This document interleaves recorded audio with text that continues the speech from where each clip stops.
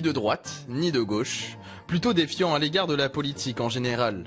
Il y a 3 ans, Tristan démissionne de son poste de conseiller funéraire pour se consacrer au combat des Gilets jaunes, lassé de devoir payer trop de taxes.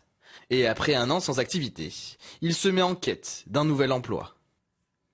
J'ai postulé et plusieurs entreprises me refusaient. Exemple, dans une entreprise pas très loin d'ici, au bout d'1 semaine, ils me disent Monsieur Lozac, votre contrat est renouvelé, très bien, très bon travail, il n'y a pas de souci. Et finalement, 10 minutes plus tard, il est revenu me voir en disant ah mais vous êtes Tristan Lozac, le gilet jaune, et j'ai dit oui. Et là il m'a répondu dehors. Voilà. Sauf que j'avais pas d'enregistrement, il n'y avait pas de vidéo, il n'y avait pas de salarié autour.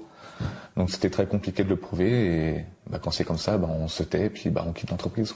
Au bout d'un moment, je pense qu'il faut aussi comprendre pourquoi les gens s'engagent dans des mouvements comme cela. C'est des gens qui n'arrivent plus à vivre au 15 du mois. Tristan estime son combat légitime. Il ira jusqu'au bout, et ce malgré les menaces de mort qu'il a reçues.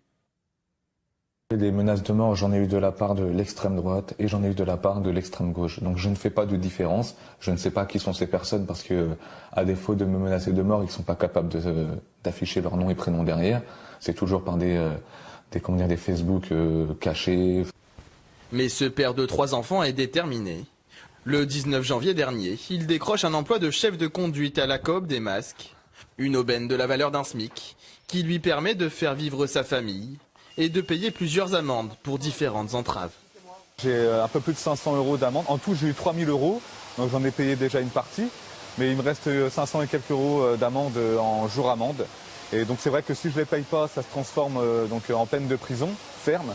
Donc voilà, aujourd'hui c'est important de pouvoir ramener un salaire pour faire en sorte de payer et que je ne me retrouve pas enfermé aujourd'hui parce que j'avais décidé de défendre une cause. Ce samedi, il se rend à Paris pour défiler contre le pass sanitaire. Mais pas contre la vaccination, précise le gilet jaune. Tristan a reçu ses 2 doses de vaccin anti-Covid.